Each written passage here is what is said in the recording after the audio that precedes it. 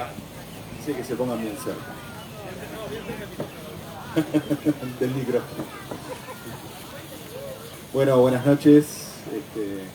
Un gusto estar acá. Estamos presentando esta reciente, ¿no?, edición de La correspondencia de Ángel Rama. Acá está Amparo Rama, que es, además de una de las coeditoras del libro, es hija de Ángel Rama, y Oscar Brando, que no bueno, lo conocen como profesor crítico, profesor de profesores, que también ha trabajado sobre Ángel Rama. Yo soy Gabriel Lagos, y alguna vez escribí algo sobre Rama también. Y bueno, ¿quién empieza? ¿Yo cuento algo de este libro? Bien, bueno, ahí está Martín, que es el editor del libro. Un poquito contar quién fue Ángel Rama entonces, ya que estoy primero. Fue periodista, crítico teatral, crítico literario, editor de libros, investigador, académico, más o menos en ese orden y simultáneamente también muchas de esas cosas. Fue una persona fundamental para la cultura uruguaya de los años 50, 60, 70. Se tuvo que ir del país durante la dictadura. Sin embargo, en el exilio escribió 2 libros muy importantes. La ciudad letrada es una especie de historia de cómo se va formando la clase intelectual en América Latina, cómo se va independizando, digamos, del poder. Y Transculturación narrativa en América Latina es un estudio de cómo los autores y artistas de Latinoamérica mezclan distintas influencias para llegar a una síntesis, algunos autores, única. Bien, eso un poco es Ángel Rama en 30 segundos. Bueno, este libro que es una selección de su correspondencia, o sea, de sus cartas, que Amparo y Rosario Peilú estuvieron años investigando, seleccionando y dándole sentido, ¿no? No solo cronológico, sino ordenándolas también por temas y explicándolas, ¿no? Una de las cosas que tiene esta edición, que la ven acá, es una increíble cantidad y calidad de notas al pie que nos explican un poco quién es quién y qué temas se discutían, de qué temas se están hablando Rama y las personas con las que intercambia cartas en cada momento. Entonces tenemos, además de la correspondencia de una persona muy importante, de un intelectual, tenemos también una especie de quién es quién de la cultura de los años 50, 60, 70 y principios de los 80. Bueno, eso es un poco el libro. Después Oscar y Amparo completarán. Yo contarles nomás un poco cómo leí el libro, o cómo se puede leer. Una manera de leerlo es como una novela, ¿no? Porque las cartas, hay un género, ¿no?, literario, que es el intercambio de cartas. Hay muchas historias metidas en estas casi 900 páginas, ¿no? Muchas pequeñas historias y algunas grandes historias, ¿no? En esos años, por ejemplo, hay muchos temas afectivos, ¿no? Por ejemplo, cambio de pareja en esos años. Hay temas políticos importantísimos, ¿no? En el año 59 ocurre la Revolución cubana y eso cambia muchísimo la manera de relacionarse de los escritores y los intelectuales de América Latina, y Rama está en el medio de todo eso y lo vemos en muchas de sus correspondencias. Hay cosas más divertidas, por ejemplo, en un momento habla con distintos amigos amigos y amigas de una beca, por ejemplo, que algunos piensan que es para ellos y otros no, y se la promete a varios, y uno viendo las cartas tiene el privilegio de tener una mirada general. A mí me interesó mucho, y con esto cierro, una historia, una posible historia, es de cómo él consigue crear una red muy importante de corresponsales, colegas, escritores, con los que va armando muchos proyectos. Él, cuando es editor de las páginas literarias de Marcha, él empieza a intercambiar con distintas figuras de América Latina, consigue cosas excepcionales para la época. No nos olvidemos que era una época en que las comunicaciones no eran tan sencillas como hoy, era todo por carta, rara vez alguna llamada. Es increíble ver en muchísimas cartas como están hablando sobre las propias cartas, ¿no? Cartas que se perdieron, envíos que no llegaron o que se retrasaron, de libros, de semanarios. Y bueno, lo vemos en acción, todo ese despliegue de una red que un poco se puede ver en las colaboraciones que obtenía para las páginas del semanario en los años 60, y que después, desde mediados de los años 70 hasta final, termina en otra empresa excepcional, que es la Biblioteca de Ayacucho, que él hizo desde Venezuela, en el exilio, gracias a todos esos contactos, esas redes, esas amistades, esas colaboraciones que fue forjando a lo largo de los años, en encuentros, obviamente, en congresos, pero también a través de muchas de estas cartas que nosotros tenemos el privilegio de leer ahora, ¿no? Bueno, esa es otra historia otra pequeña novela dentro de las cartas. Bueno, nada, como novelas son interesantísimas, y obviamente también hay otras lecturas. No sé si quieren hablar, ¿quién quiere hablar primero?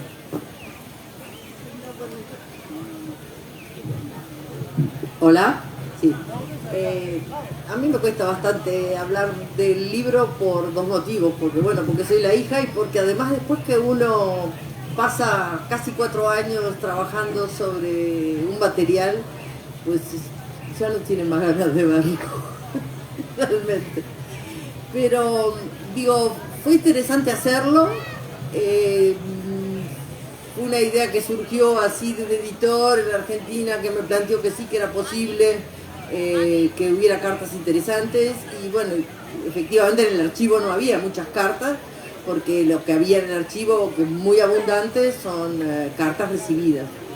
Pero bueno, a lo largo de 4 años se fueron sumando redes también, yo armé también redes para tratar de ver entre herederos, entre amigos que todavía sobrevivían, de conseguir las cartas, y bueno, se consiguieron muchísimas más de las que podían entrar en lo que en principio eran 2 tomos y terminó siendo uno solo por razones de producción, digamos, del libro, y de costos, digamos.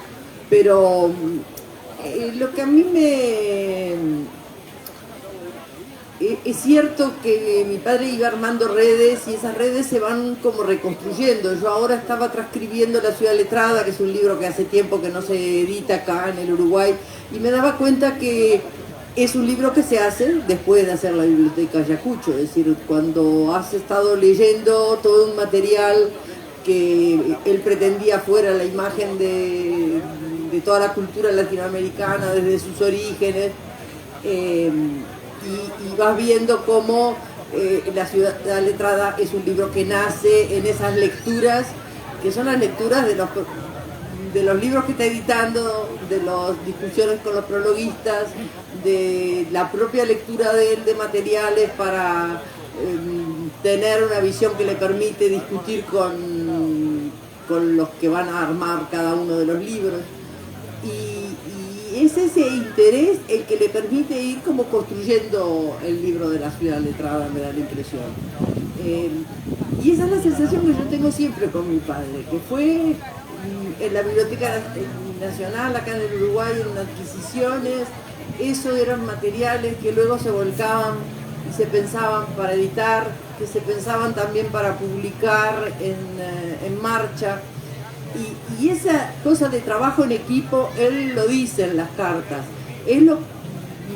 cuando recuerda Montevideo, cuando habla con, se escribe con Beto Orelloni, cuando se escribe con Julio Baize, recuerda la época del trabajo en Arca como un lugar de equipo. Dice, no sé si soy la persona más adecuada para un trabajo en equipo, pero es lo que necesito. Me gusta trabajar con más gente. Y sí, el trabajar con más gente enriquece, da perspectivas, permite discutir. Los sábados de Arca eran el lugar de discusión, donde estaban Beto, donde estaba Irazábal, donde estaba Juan, donde había un montón de gente que se reunían y discutían, y eso siguió siendo así Arca, yo creo, incluso cuando ya papá no estaba. Y a él le seguía preocupando Montevideo, le seguía preocupando qué pasaba en Arca, le preocupaban también los jóvenes, ya en las épocas de París, ya pensando en que había una abertura, que había un cambio. Decía, no es el mismo este Uruguay de los 80 que el Uruguay de hace 5 años. Hay jóvenes y él se identificaba muchísimo con la gente joven y se decía cuando se miraba en el espejo que se sentía pues viejo en la imagen, pero se seguía sintiendo igual en su... Y bueno, eso, bueno, quiero que vos también hables, por lo tanto te paso un poco, porque bueno, no lo cierro, pero creo que en el libro todas estas cosas están y es muy lindo porque reconstruye toda una época, la época pre-dictadura, incluso los problemas del año 65, donde hay ya que vislumbran los problemas políticos que van a desembocar en las dictaduras de derecha. Y después cuando se va del Uruguay sigue preocupado por el Uruguay y sigue pensando en que es posible retornar. Bueno, buenas noches, muchas gracias a mis compañeros de mesa que me presentaron. En la introducción, este libro tiene 2 introducciones, esa introducción rioplatense, porque está Rosario Peirú de este lado del charco y Beatriz Arlo del otro lado presentando las cartas. Rosario Peirú recuerda, aquí en la primera página estoy leyendo una frase de José Pedro Barrán, que dice ella en su última aparición pública, dijo que la historia se mueve por lo que pudo ser y no fue. Creo que Barrán tenía, sin ninguna duda en la cabeza, una frase notable que había acuñado Carlos Real de Azúa en un artículo muy anterior, del año 64, Las 2 dimensiones de la defensa de Paysandú, donde Real de Azúa había dicho que la historia era un cementerio de posibilidades frustradas. Si yo pudiera acuñar esa frase, sería lo único que haría en mi vida. Es maravillosa. Un cementerio de posibilidades frustradas, había dicho Real de Azúa. Y yo me preguntaba estos días leyendo este libro de cartas y pensando, no las 2 en las múltiples dimensiones, y no de la defensa de Paysandú, sino de la figura de Ángel Rama, si una vida no es también una peripecia que enraba, que encadena una cantidad de posibilidades frustradas. Y si una vida no pudo ser otra, si esas posibilidades no se hubieran frustrado y uno hubiera seguido por esos derroteros. Yo, por ejemplo, y ustedes pueden pensar en cada uno de ustedes, que estoy hablando acá ya viejo de literatura, y sin embargo yo tendría que haber sido, sin ninguna duda, en 1970 el sustituto de Pablo Forlán en Peñarol, y en 1974 tendría que haber estado marcando la punta derecha de la selección para no hacer ese papelón que hicimos con Holanda el primer partido. ¿Qué me desvió de eso? Y bueno, tendría que pensar, algún día en una de esas hago mi autobiografía y descubro dónde estuvo el problema. A Ángel le hacen una entrevista en 1965 en la radio, se le hace Domingo Luis Bordoli en un programa de radio que tenía en esos años, durante muchos años tuvo un programa de radio Bordoli. Y ahí entrevistó a Ángel, y Ángel en el 60 le preguntaba más o menos lo mismo a todos sus entrevistados. Y cuando le pregunta sobre su creación o lo que estaba haciendo en ese momento y a qué apostaba, en 1965 Ángel todavía creía que podía ser un narrador importante. No sé si ya no había desistido del teatro, pero sí todavía pensaba que podía ser un narrador importante. Cuando su trayectoria de crítico claramente lo perfilaba hacia otra cosa. Entonces, las cartas seguramente nos pueden dar la visión en tiempo presente y en cada momento de lo que una persona cree que es o quiere ser, sin, por supuesto, tener el diario del lunes o del martes o del miércoles siguiente para saber que en una de esas va a ser otra cosa. Yo creo que pensando estas cartas, me doy cuenta que Ángel ya tiene una múltiple dimensión de su figura, porque ya ha sido publicado su diario hace una veintena de años, porque hay algunas cartas, el intercambio con Antonio Cándido, el crítico brasileño, que se publicaron hace unos años, y todavía antes un esfuerzo que fue pionero, que se llamó Cronología y Bibliografía de Ángel Rama, y que ya dibujaba la importancia de establecer los nexos de conexión entre las distintas vidas de Ángel, aquello que tenía que ver con su vida individual, personal, lo que sumaba en su actividad profesional, que como decía Gabriel, era múltiple y simultánea, es decir, casi nunca dejó de hacer 3 o 4 o 5 cosas al mismo tiempo, de las que ellos hicieron mención. Y además está la obra también es algo importante para ir siguiendo el proceso de Ángel, como lo decía recién Amparo, presentando tanto las acciones que pudieron ir desde las revistas primitivas, la formación de Clinamen, luego Fábula, que pareció ser una revista y luego terminó siendo una pequeña editorial, sus trabajos editoriales, la formación de Arca, Enciclopedia Uruguaya y Ayacucho. Tendría que fijar las fechas para que ustedes me pudieran seguir con más precisión, pero todo en un ámbito de crecimiento de esa ambición y de transformación de un mismo proyecto en un proyecto de mayor abarcadura. Los inconvenientes fueron numerosísimos a lo largo de ese tiempo, personales, las enfermedades, las operaciones, algunas no triviales. Los inconvenientes que él tenía como exiliado en Venezuela, en Colombia, en México, en Estados Unidos, pero joder, siempre tenía problemas.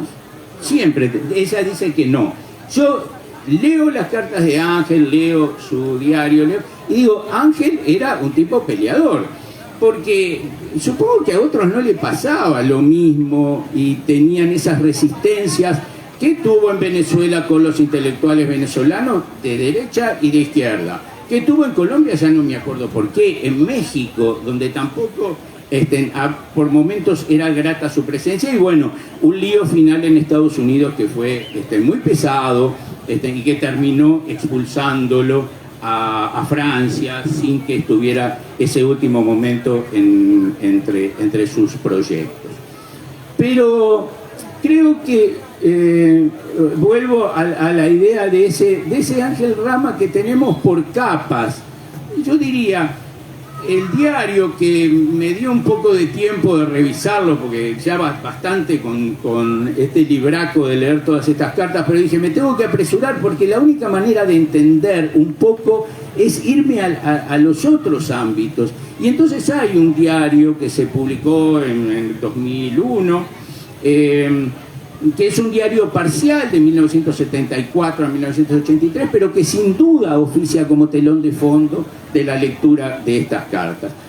Porque el diario es menos urgente, El diario es más meditativo, seguramente, aunque pongamos las cosas en su lugar. Muchas de estas cartas también son cartas de meditación, no solo son cartas de interés inmediato, por ejemplo, que tengan que ver con cuestiones profesionales, intercambios casi de correos, diríamos hoy, por una obra que se está gestando, sino que a veces se toma el tiempo para hacer algunas reflexiones de mayor hondura. Pero si nosotros pusiéramos las cartas con el trasfondo del diario y utilizáramos, si queremos, las cronologías que ya fueron desarrolladas en más de una oportunidad, tendríamos casi todos los elementos, más todo el material que tiene Amparo en la casa, por Dios, todos los elementos para configurar una biografía no pequeña de este personaje. Una biografía que, como estas cartas, va a ser lo que se seleccione, lo que se elija, lo que se pueda leer en el recorrido que se haga por los documentos. Siempre hay, ahora repito un título que anda por ahí, una imagen documental que se va conformando a medida que, bueno, vamos leyendo estas cartas. Voy a decir un par de cositas más, ya dice que tenemos media hora. La primera es una peculiaridad de las cartas que mis compañeros me dirán si acierto o desacierto.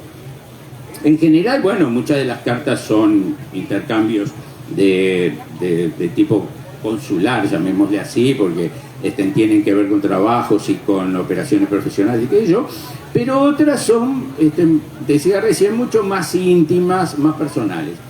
Siempre me da la impresión de que Ángel tiene, ahora se utiliza mucho el término empatía, no sé por qué se puso de moda, ¿es verdad o me equivoco?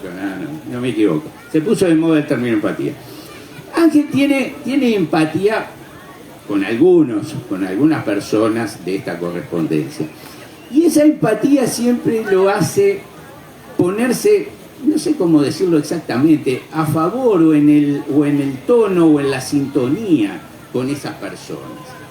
No se da en muchos casos, yo diría, se da en dos casos muy claramente, que son el de José Pedro Díaz y el de Idea Vilariño. Se da también de una manera un poco distinta con Rafael Gutiérrez Girardot. Ahora los voy a presentar mínimamente.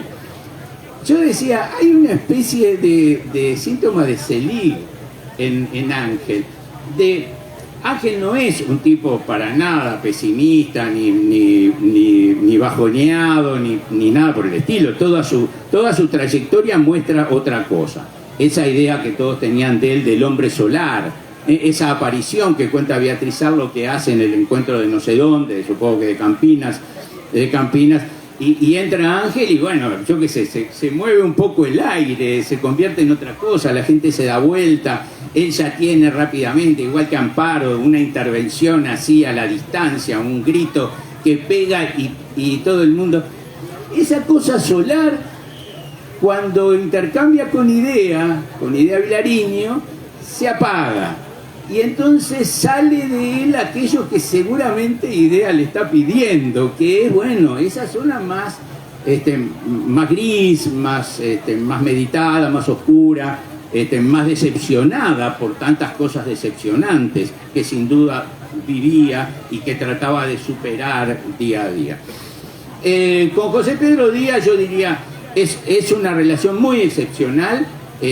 Me tomé el trabajo de contar las cartas, ya me olvidé, pero es el que con el que tiene más intercambios de cartas. Y digo José Pedro Díaz y Amanda Berenguer, la esposa de José Pedro, pero siempre va reclinado sobre José Pedro, me parece.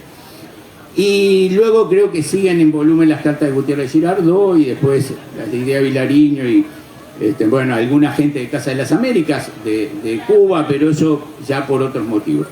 Pero lo interesante, digo, en el caso de José Pedro es la abarcadura. 1944, la primera carta es a José Pedro Díaz. Ángel tiene 17, 18 años, creo que había sido alumno de José Pedro en el liceo.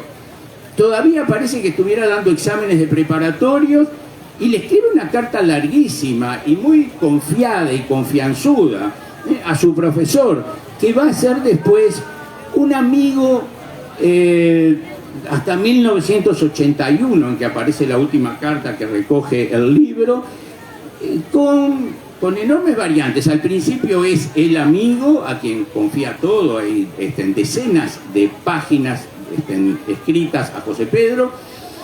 Luego esa distancia que se va haciendo naturalmente, aunque fundan juntos Arca, él luego se va y claro, cuando lo vuelve a encontrar en el exilio, quizá la imagen de José Pedro ya está desleída y él lee de otra manera esas diferencias y esos desencuentros, pero ahí hay una fidelidad muy grande. Con Rafael Gutiérrez Girardot, que es un colombiano que se muda tempranamente a Alemania y allí desarrolla una carrera extraordinaria de crítico literario en la ruta de Javier Zubiri, un filósofo español, contra Ortega y Gasset. Es increíble cómo consigue que Ángel se ponga antihispánico, porque Gutiérrez Girardot es un antihispánico horroroso, que siempre dice peste de Ortega y Gasset, por supuesto, al que desprecia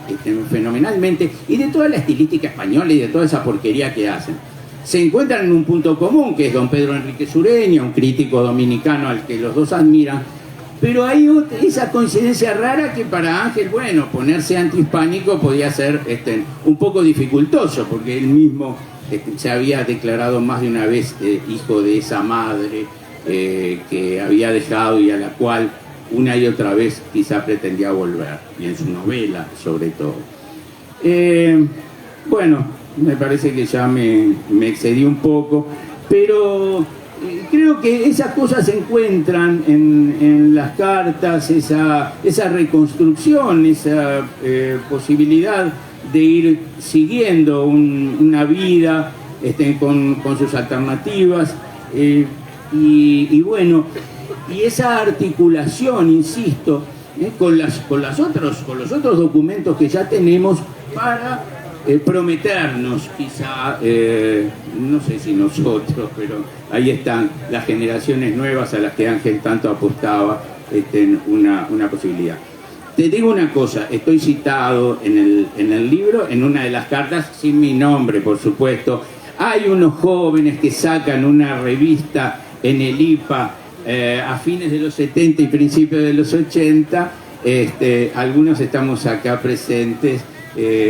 Uno de ellos se quejó y dijo, podían haber puesto una notita a pie de página y no a fulano de tal, que no sé si se la merecía. Bueno, pero es un gusto. El director de esa revista me dijo una vez, probablemente en 1978 o 1979, teníamos 20 y pocos años, yo había querido ser Forlano. Me dijo, ¿y vos qué querés ser? ¿Ángel Rama? Hablábamos así. Y yo no sé lo que le contesté. No, yo justamente quería leer un pedacito de una carta que él le escribe a Idea Vilariño y que hace referencia a que ya en varias oportunidades le han dicho profesores en Estados Unidos que tienen alumnos uruguayos, les preguntan por Marcha, les preguntan por Ángel Rama y no saben. Entonces él le comenta a Idea Vilariño y en referencia al olvido por los jóvenes, porque una amiga profesora de Stanford me contó una anécdota similar. Le preguntó a un chico uruguayo que estaba allí estudiando si me conocía y él le dijo que le sonaba, pero no. Ella insistió recordándole la publicación donde escribía en Montevideo y él le respondió que no, que nunca había oído de ella.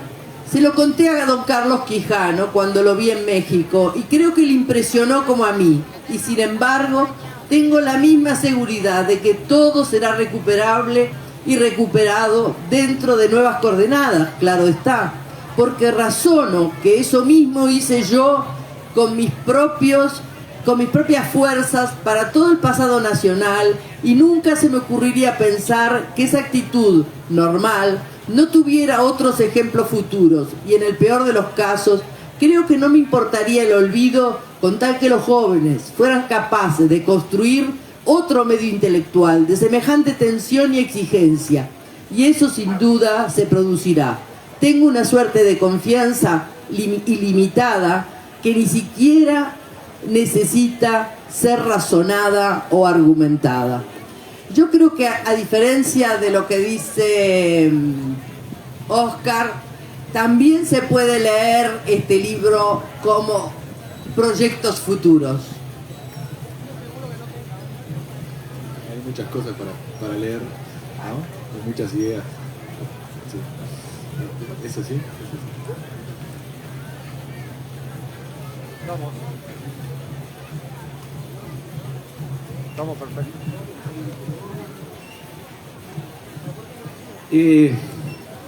Es tremendo tener la proyección de la muerte de Ángel en el 83.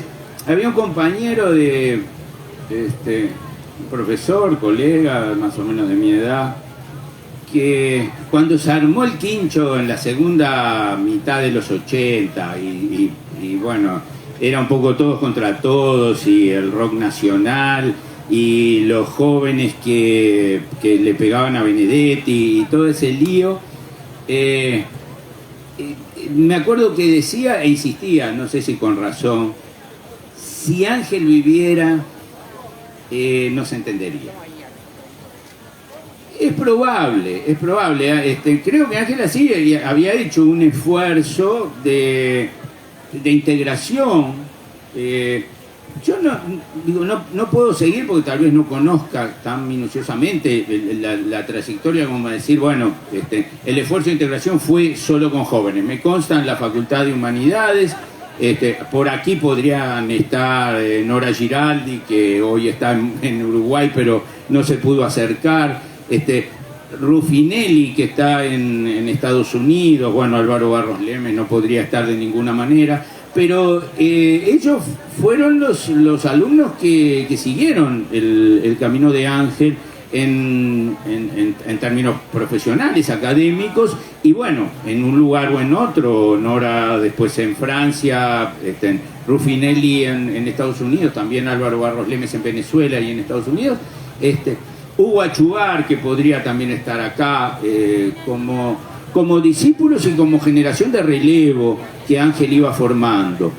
En el caso de Enciclopedia Uruguaya y luego la Biblioteca Ayacucho y luego el proyecto en el que él sesgadamente funcionó, que era el de la formación de una historia de la literatura latinoamericana, en que discutieron mucho, ahí, bueno, ya más bien se movían en un núcleo de consagrados, aunque trataban de integrar nuevos elementos críticos a esos equipos. Pero sí, esa idea de qué hubiera pasado con un Ángel Rama que, a diferencia de lo que pasaba con Benedetti o con José Pedro, en la segunda mitad de los 80, que miraban con cierta incomprensión lo que estaba pasando, porque las fuerzas restauradoras parecían fuertes y se oponían a los que, bueno, lógicamente, ilícitamente trataban de despejar el panorama nacional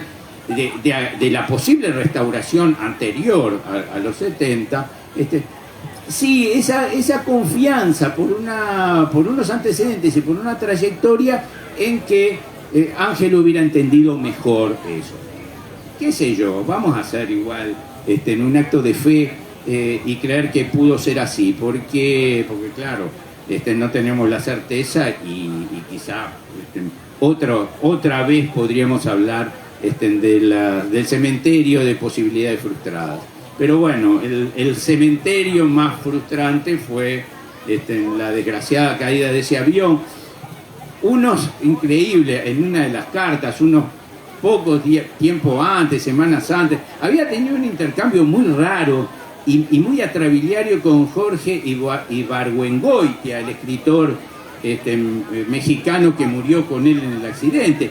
No me acuerdo ahora exactamente cuál había sido el desacuerdo, pero también eso es una manera de leer el libro, ¿no? Eso de, claro, las premoniciones, lo que va a pasar, esta peleita que es por una cosa nimia y que, bueno, al final va a terminar en esa desgracia. De que me estoy olvidando en el recuento de cartas, obviamente es de Marta Traba. Claro, con Marta no tenían por qué escribirse mucho, si estaban juntos no se iba a escribir una carta, se le iba a dar, ¿no? Pero tenían una vida muy peculiar y un poco itinerante. Yo siempre me preguntaba, ¿y Marta dónde está? Está en Montevideo, ¿no? ¿Qué va a estar haciendo en Montevideo? Está en Bogotá. Entonces ella está en Bogotá, Ángel está en Caracas, o después se va a Estados Unidos y ella se queda... Y así se van cruzando esas vidas, encontrándose, a veces distanciándose un poco, pero también generando, claro, ahí sí, las cartas más íntimas, más estrechas, más sentidas, más doloridas o más contentas o más alegres de todo este epistolar. Pero... Dicen que terminamos, pero igual te dejo una cosa. Como vos decías eso de cómo se hubiera sentido, qué hubiera pensado. Mira, yo creo que no sé qué hubiera dicho públicamente y qué hubiera sentido íntimamente al verse desplazado o verse por fuera. Pero él siempre escribió sobre las generaciones, ¿no? La generación crítica es un concepto de él, y ahí juntó a lo que, visto desde ahora, son distintas generaciones, él las aglutinó. No sé, capaz que en los 80 hubiera escrito la generación acrítica, pensando en los 80. Pero yo no pienso en papá viviendo, porque bueno, la realidad es esa, no estaba. Pienso en lo que él deja como pensamiento, que me parece que es lo más importante. Sin duda.